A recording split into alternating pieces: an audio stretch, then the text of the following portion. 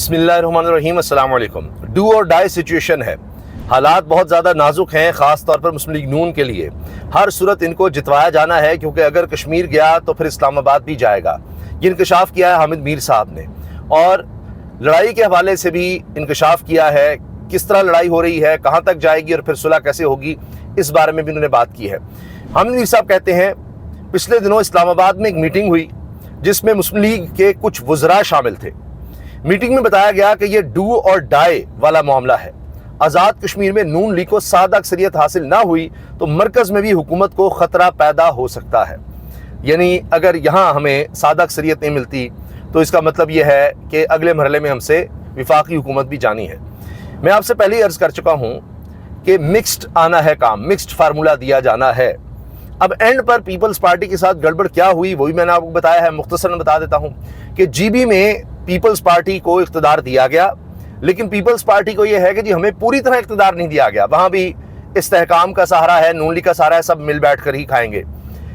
یہاں اب رکا معاملہ اس طرح سے کہ پیپلز پارٹی کے بارے میں کہا جا رہا تھا کہ وہ 28ویں ترمیم کرے گی، اس کو آزاد کشمیر دیا جائے گا اور گلگت بلتستان دیا جائے گا۔ تو یہ حکومتیں کوئی تھوڑی تو نہیں ہے، نام کی صحیح، بلوچستان بھی تو حکومت دی ہوئی ہے، سندھ میں تو پہلے ہی ہے حکومت، تو اور کیا چاہیے آپ کو؟ پھر ایسے ہی آپ کا ایک پریشر بنا ہوگا کہ شاید بلاول بھٹو صاحب کو تھوڑی دیر کے لیے کوئی وزیر اعظم بھی بنا دیا جائے، 28ویں ترمیم آپ کو کرنی ہے۔ اور اب تو حامد میر صاحب کہہ رہے ہیں 28 چھوڑیں، میں نے تو دیکھا ہے آگے مسودے تیار ہیں، 29ویں 30ویں 31ویں 32ویں 33ویں تک جانی ہے۔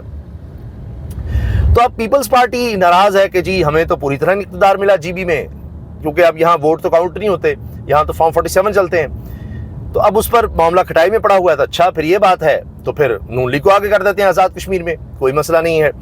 اگرچہ نون لیگ سینٹر میں پرفارم نہیں کر سکی، پنجاب میں پرفارم نہیں کر سکی، جو وعدے تھے، جو اندازے تھے، جو یقین دہانیاں تھیں، کوئی بھی انہوں نے پوری نہیں کی، الٹا ہی کام ہوا ہے۔ تو لہٰذا اب وہ بات تو نہیں ہے کہ آزاد کشمیر ان کے حوالے کیا جائے، لیکن یہی بات حامد میر صاحب ذرا اور انداز سے کہہ رہے ہیں۔ وہ یہ کہہ رہے ہیں کہ آزاد کشمیر میں سادہ اکثریت اگر نہیں ملتی نون لیگ کو، اس کا مطلب یہ ہے کہ پھر وفاقی حکومت خطرے میں ہے، کہ ہم پر اسٹیبلشمنٹ اس طرح ٹرسٹ نہیں کر رہی۔ اگر ہمیں سادہ اکثریت مل جاتی ہے ہم کمفرٹیبل ہیں، اس کا مطلب ہے کہ پیپلز پارٹی یا کسی اور سارے کی ضرورت نہیں ہے، ہمارا کام صحیح چل رہا ہے، ہماری آزاد کشمیر میں مضبوط حکومت بنوائی جا رہی ہے۔ لیکن اگر یہاں نہیں بنوائی جاتی مضبوط حکومت تو پھر یہ ہے کہ بس مکس، جب چاہے ادھر ادھر کر دیں، حکومت ہماری بنا دی جائے گی لیکن وہی گلگت بلتستان والی کہ جب چاہ گرا دیا جائے، جس طرح پیپلز پارٹی کو خطرہ ہے اس طرح ہمیں یہاں خطرہ رہے گا، ادھر سے ادھر کر دیں گے۔ تو اس کا مطلب ہے کہ واقعی جو باتیں کی جا رہی تھیں اسٹیبلشمنٹ کے حوالے سے کچھ بھی ہو سکتا ہے، تو وہ چیزیں درست ہیں۔ پھر آپ یہ دیکھیں کہ اس سے پہلے یہ بات ہو چکی ہے کہ پہلا مرحلہ نون لیگ کو دیا جائے گا، مرحلہ وار جس طرح سے ہو رہے ہیں آزاد کشمیر الیکشن، اور پھر اگلے مرحلے میں پیپلز پارٹی کے ساتھ بارگین کی جائے گی کہ اگر آپ کو چاہیے کچھ تو پھر آئیں بیٹھیں بات کریں 28ویں ترمیم کے حوالے سے، کیونکہ ٹرن آؤٹ تو اتنا رہا نہیں۔ باقی الیکشن کمیشن کی طرف سے تو 40% ٹرن آؤٹ کا کہہ دیا گیا ہے، وہ چاہتے تو 100% بھی کر دیتے، تو انہوں نے 40% کہا ہے۔ تو اسی طرح سے ہو رہا ہے، لوگ نکلے نہیں لیکن الیکشن ہو جانا ہے، ووٹ بھی ہو جانے ہیں، سب کچھ اسی طرح ہو جانا ہے جس طرح سے پلانڈ ہے سارا کچھ پہلے۔ تو اس لحاظ سے یہ بات کر رہے ہیں حامد میر صاحب کہ اگر آزاد کشمیر میں نون لیگ کو واضح اکثریت نہ دلوائی گئی تو پھر مطلب یہ ہے کہ میٹنگ میں یہ بات سامنے آئی ہے، وزراء بھی تھے، کہ پھر اسلام آباد بھی گیا، یعنی وفاقی حکومت پہ پھر جاتی سمجھے۔ دوسری طرف یہ بات بھی حامد میر صاحب نے دہرائی شہزاد اقبال صاحب کے شو میں جیو پر، جو میں نے آپ کو بتائی ہے، ترامیم ہی ترامیم آگے آ رہی ہیں، تو کس طرح سے پھر آپ نے ان کو روکنا ہے، ان کے اندر تو یہ صلاحیت نہیں ہے، اور اگر کرتے ہیں تو مرتے ہیں، نہیں کرتے تو مرتے ہیں، کرتے ہیں تو باقی سیاست بھی دفن ہو جاتی ہے، نہیں کرتے تو حکومت جاتی ہے، تو کیئر ٹیکر سیٹ اپ نامی یا قومی حکومت آ جاتی ہے۔ اس پر میں آگے آپ کو بتاؤں گا۔ قومی حکومت کے حوالے سے فواد چودھری صاحب نے بڑی زبردست باتیں کی ہیں سنو نیوز پر سینئر صحافی کے ساتھ، تو رانا بشیر صاحب سے انہوں نے گفتگو کی، وہ بھی میں آپ کو بتاؤں گا۔ اس سے پہلے چین کے ماڈل کی بات ہو رہی ہے۔ اچھا بہت دفعہ ہوا بنگلہ دیش ماڈل آ رہا ہے، سہیل راج صاحب نے کہا کہ ہاں بنگلہ دیش ماڈل یہ وہ، تو بنگلہ دیش ماڈل تو ویسے ہی فیل ہو گیا، وہ حسینہ واجد والا سارا کام ہی لپیٹا گیا۔ اس کے بعد سے بنگلہ دیش ماڈل کی کسی نے بات نہیں کی۔ اب چین ماڈل کی بات ہو رہی ہے، جو پہلے بھی بہت عرصہ ہوا۔ ایک دور میں خان صاحب کے بارے میں بھی کہا جاتا تھا جی وہ چینی ماڈل کے بڑے دیوانے ہیں، وہ کہتے ہیں جی 80 کروڑ لوگوں کو غربت سے کس طرح نکالا چین نے کچھ دہائیوں میں ہی، 20-30 سال میں، کمال ہے، اور بڑی سختی ہونی چاہیے، کرپشن کے خلاف زیرو ٹالرنس ہونی چاہیے، فلاں فلاں. تو یہ چین کا ایک ماڈل کہا جاتا ہے، لیکن چین میں تو کوئی جمہوریت تو ہے نہیں. اب پاکستان میں ایک اور طرح سے چین کا ماڈل اپنایا جا رہا ہے. چین نے 2014 کے بعد سے یہ کر دیا کہ کوئی بھی اہم عہدہ کوئی ایسا شخص نہیں رکھ سکتا جس کے پاس دوہری شہریت ہوگی. یعنی چین کے علاوہ اگر کسی اور ملک کا بھی وہ شہری ہے تو پھر اس کے پاس کوئی اہم ترین عہدہ نہیں ہو سکتا. اور یہ صرف کوئی صدر یا پرائم منسٹر کی بات نہیں ہو رہی تھی، نچلے لیول تک بھی، لیکن اہم عہدوں کی بات تھی. اب یا تو آپ کو دوسرے ملک کی شہریت چھوڑنی ہوگی، ورنہ آپ فارغ ہو جائیں گے، آپ کے پاس سے جو بھی عہدہ ہے وہ لے لیا جائے گا. اب اسٹیبلشمنٹ ڈویژن نے دوہری شہریت والے افسروں کی فہرست بنانی شروع کر دی ہے پاکستان میں. افسروں کو اب بتانا پڑے گا، اقرار کرنا پڑے گا، واضح کرنا پڑے گا کہ وہ خود غیر ملکی شہری ہیں، نہ ان کے بچے دوہری شہریت رکھتے ہیں. ساروں کا بتانا پڑے گا. ان کے پاس غیر ملکی پاسپورٹ، رہائشی پرمٹ یا پرماننٹ ریزیڈنس کا کارڈ نہیں ہے. ایک ایک چیز لکھ کر دینی ہوگی. غیر ملکی سے شادی کی ہے تو اجازت لی تھی یا نہیں لی تھی، یہ بھی بتانا پڑے گا. پھر جس طرح سے جھوٹی ڈیکلیریشن پر سخت سزا دی جاتی ہے کہ نوکری تو چھنتی ہی ہے اور مقدمہ بھی بڑا سخت ہو سکتا ہے. تو اب کیا اس کے بعد پاکستان بھی اس چین کے ماڈل کو اپنانے جا رہا ہے کہ پہلے مرحلے میں جناب آپ سارا کچھ یہ ڈکلیئر کریں گے، ڈیکلیریشن دیں گے، اور جس طرح سے بیان حلفی ٹائپ ہوتا ہے وہ دیں گے، اور اس کے بعد وہ جھوٹا ثابت ہوا تو پھر آپ کے خلاف کارروائی ہوگی. تو یہ اب چین ماڈل کی بات اس لیے ہو رہی ہے. اب آ جائیے استحکام پاکستان پارٹی پر کہ جس طرح جی بی میں استحکام پاکستان پارٹی کے کوئی ایک بھی امیدوار نہیں جیتا تھا، پھر بھی دوڑ کے لوگ اس طرف گئے اور ظاہر پیپلز پارٹی شکوہ کرتی رہی ہے ہمارے ساتھ شامل کروا دیتے ہیں. ایسے نہیں جی. تو کشمیر میں بھی ہو سکتا ہے. تو کیونکہ این الیکشن سے پہلے بڑے تگڑے، آپ ان کو الیکٹیبلز کہیں، اشرافیہ کہیں، طاقتور یا پیسے والے لوگ، سابق وزیر اعظم لیول کے لوگ، وہ شامل ہوئے ہیں استحکام پاکستان پارٹی میں. لیکن کمال بات یہ ہے جو مجھے بہت ہی دلچسپ لگی کہ استحکام پاکستان پارٹی کے سربراہ کہہ رہے ہیں یہ الیکشن سے این پہلے، ایک دن پہلے کہہ لیجئے، جناب علیم خان صاحب، کہ جلسوں میں کہا گیا یہاں ایئرپورٹ اور موٹر ویز بنائیں گے. پچھلے 60 سال میں کیوں نہیں بنائی؟ موٹر ویز کا خیال تب کیوں آیا جب علیم خان نے اسلام آباد مری موٹر وے کو مظفر آباد تک پہنچانے کا اعلان کیا؟ اب یہ نواز شریف انہوں نے براہ راست تنقید کی کہ یہ اعلانات نواز شریف کر رہے تھے.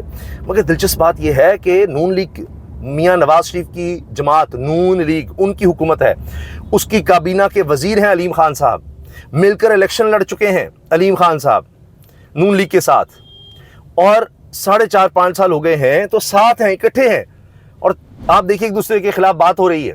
کمال نہیں ہے یہ کہ استحکام پاکستان پارٹی حکومت کا حصہ ہیں اور کہہ رہے ہیں کہ جی یہ کیا، یا آپ نے پہلے کیوں نہیں بنایا، کیوں نہیں کیا؟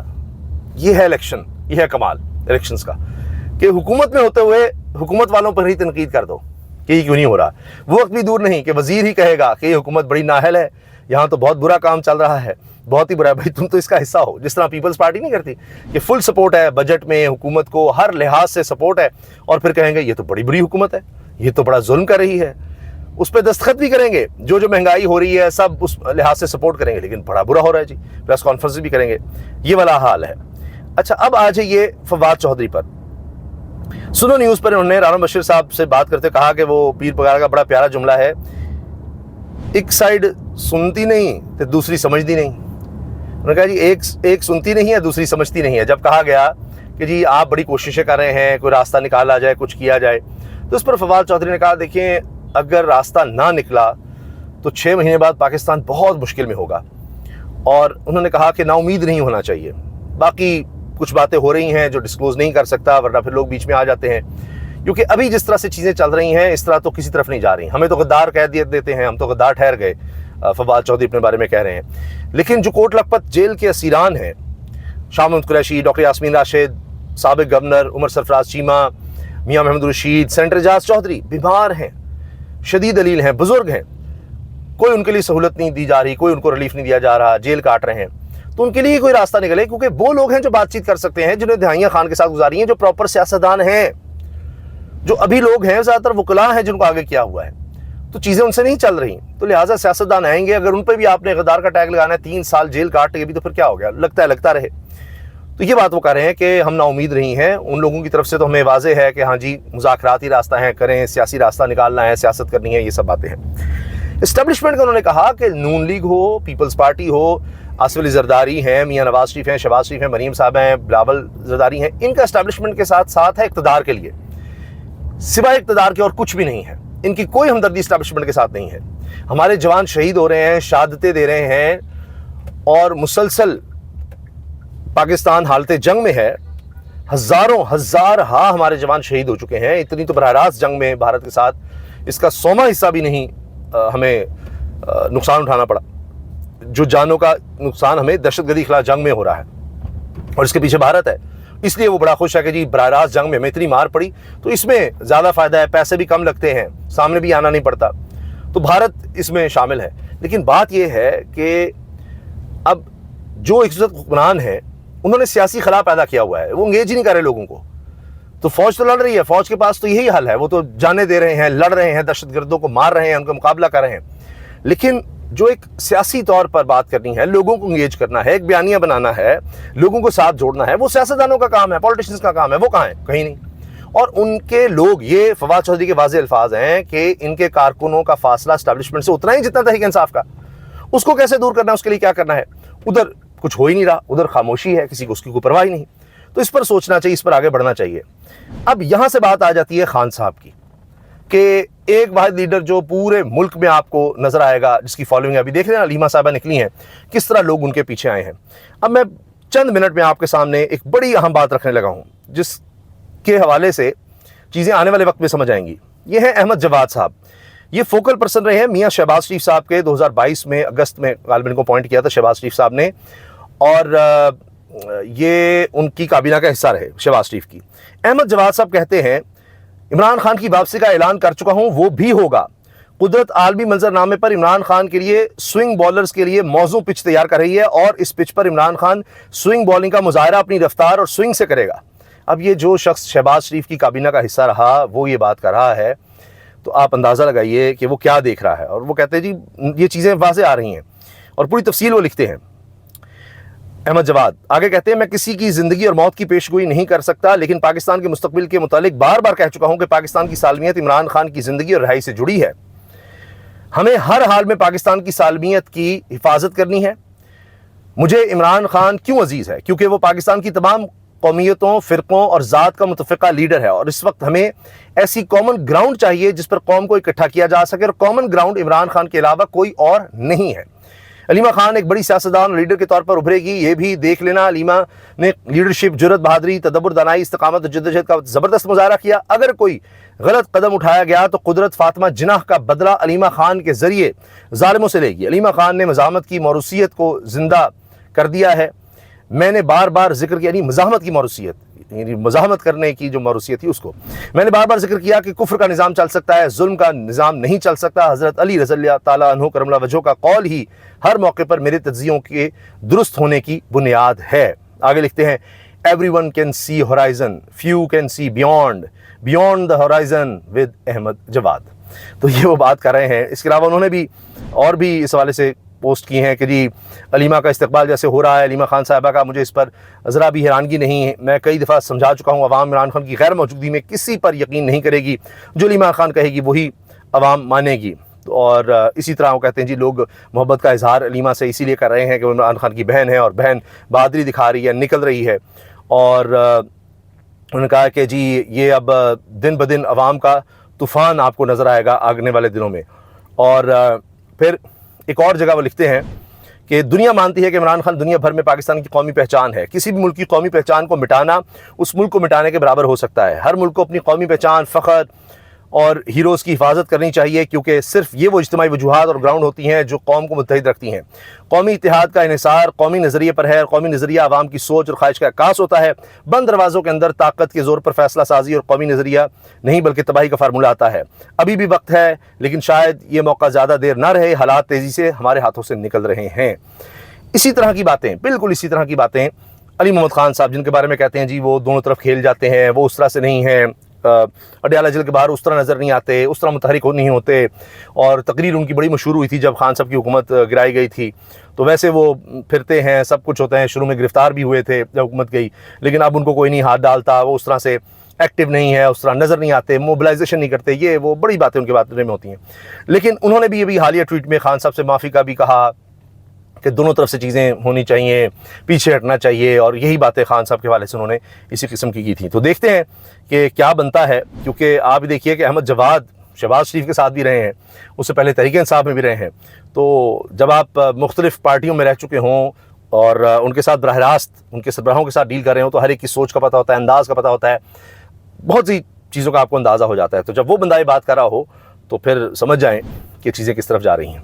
اللہ حافظ.